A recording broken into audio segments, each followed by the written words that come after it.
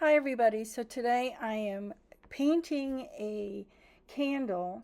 It's a baby face candle and it's going to be Dia de los Muertos. I live in an area where that is very popular and you really don't get creeped out by this stuff.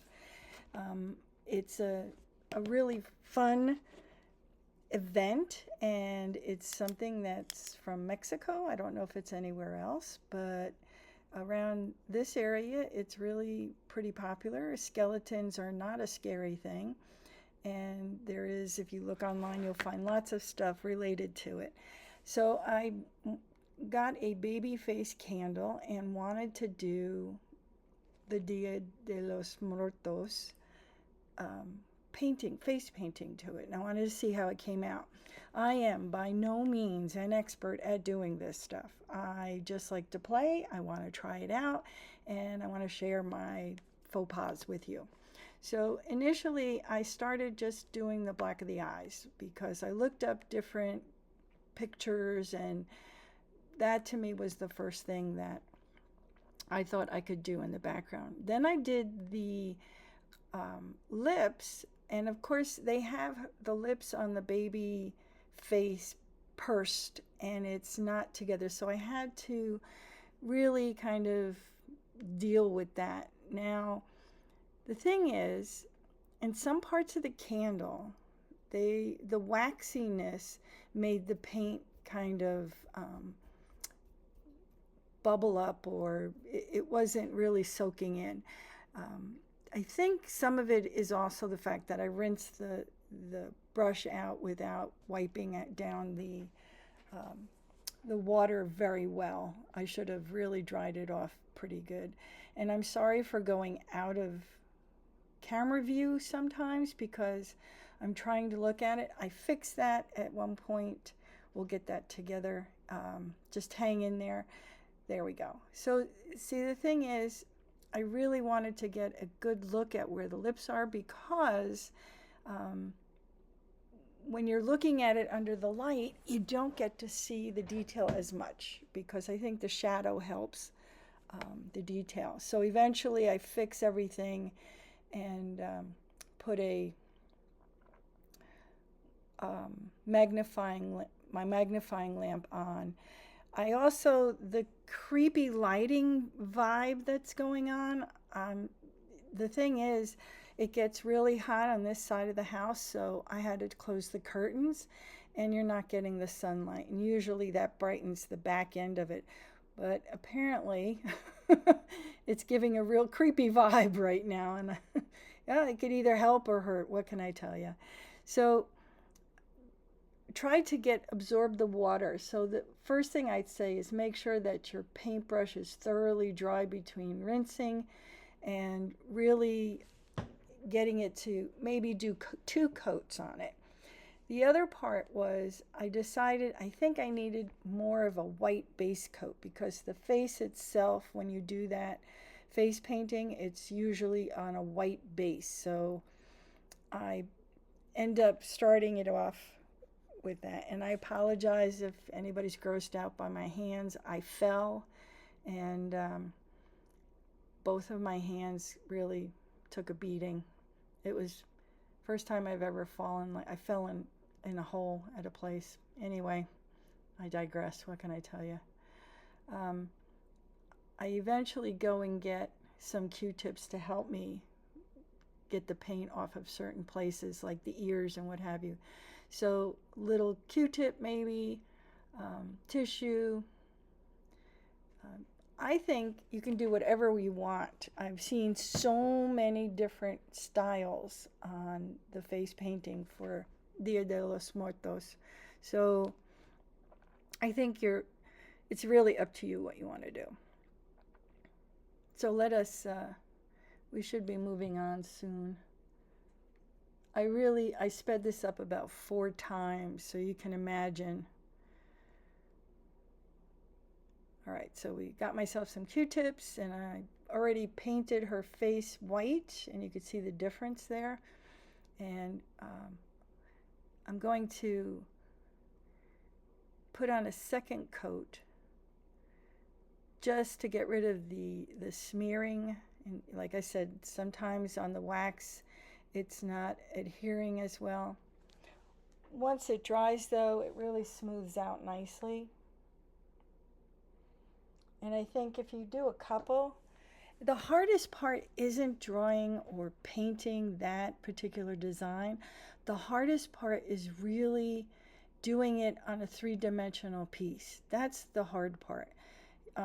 You can draw this all you want, and I suggest you do, because it helps you kind of solidify what your piece is going to look like and what you want to do to it. But the bottom line is, when you're working on a three-dimensional piece, whether it's somebody's face or a candle like this, or some sort of prop, like whatever, mannequin, what have you, you're going to end up having a little bit of learning curve to figure that out, to figure out how to do the brush strokes, how to do them equally on both sides. I have to turn the piece upside down often, see, like this, to be able to do the opposite side.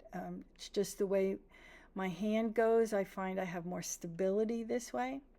Also, if you notice, you see my pinky, I put my pinky down on a surface, whether it's my other hand on the table or on the candle, and that helps me stabilize my hand. I also do that with makeup as well. When I do makeup on someone, I have to put my finger down. See, my finger is on top of my thumb, and my hand is on the table, and that helps me stay steady. Doesn't mean you're not going to make a mistake, but it does give you some ability to stabilize your hand and work well. I don't know why that is. It's just something I've done ever since I learned how to do makeup. What can I tell you? So there it is. All right, now we have the base coat on. I'm just right now just trying to make it so the paint doesn't have streaks in it. I'm fine-tuning the areas around the eyes. And eventually I get a place to put my little, see, this is it. I put it into, I have the stuffing you use inside crochet or dolls. I have that, and then I put some, a garbage bag on top of it so that it's got a soft background. I can manipulate it. Again, to get the lighting just creeps me out, but there it is. And that's the light on the bottom is my magnifier, so that you can see what I'm doing, and I also can see through the magnifying lens. Now, see, the stitches across the mouth were really hard to do because the pursed lips on the doll, the candle, it was difficult, but you just go with the flow. You know, you could always go back in with some red paint and fix it up a little bit, but red, you know what, I just went with it. I figured it is what it is, and mostly it's the flowers that are more important. Here's the other thing, the nose. The nose should look like an upside down heart, because that's what the skeleton look would be. I could not get it to go right, and I was afraid of really messing it up, so I just did the whole nose. I suppose you can add some white and really make it look like the upside down heart, but there it is.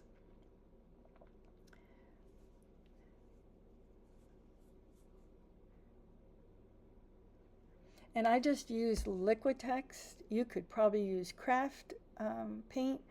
I think I was going to try the paint pens, but I didn't. I might try it on the different parts of it later and see if it works, but I felt I had a nice thin paintbrush that worked, because the size of the little thing is only maybe 3 inches to 4 inches, 3.5 inches maybe in height.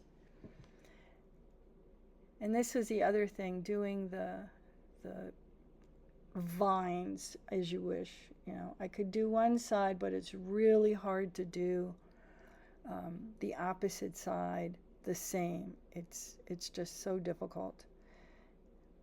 And you just have to go with the flow. Embrace it. Whatever happens, happens. You're going to see it's totally different on the other side, even though I try to replicate it. It's, you know, the thickness goes crazy and I try to fix it, but just go with it. Don't give up. Just keep trying.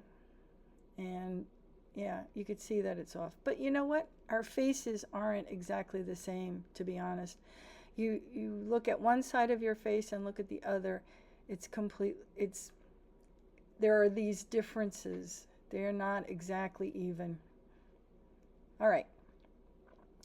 So we're going to do some leaves for the background. I'm just putting in some leaves, and then I'm going to put in different colors. I'll let you just notice that, see where it goes, and I'll comment if there's something that comes up that I recall. There isn't much. I know it's creepy looking. I know a lot of people got a little taken aback when they saw these candle baby heads. But you know, and they're scented too. They have sage and lavender and all sorts of different colorings. I don't know why it gets dark and light like that. I'm not sure what's happening. Anyway, so I did just little dots and then just pulled them together to make a 5-petaled flower, and then I'm going to put a center in it. I had orange, yellow, and lavender colors.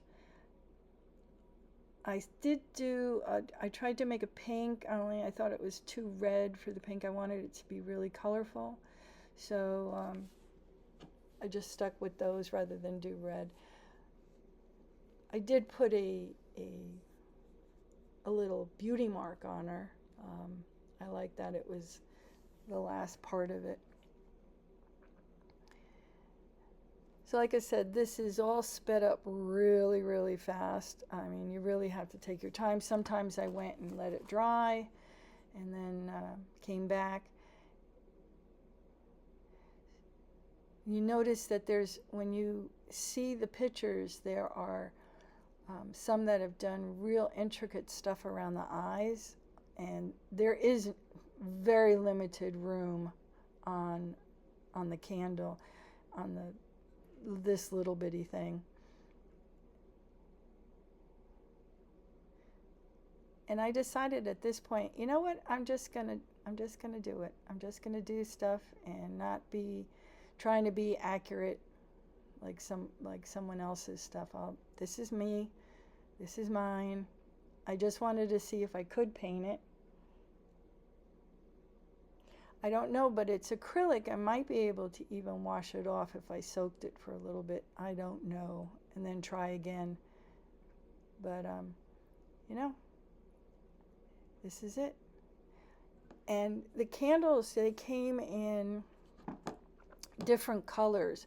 So I imagine you could paint a base coat on it, and I think it would be fine, to be honest with you. I think doing a base coat white and then coloring it would work out just fine.